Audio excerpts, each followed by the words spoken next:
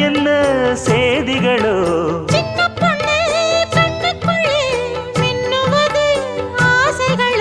சொல்லும் சொல்லில் தேனிருக்கு சொர்க்கம் பக்கம்தான் இருக்கு கையும் கையும் சேர்ந்திருக்கு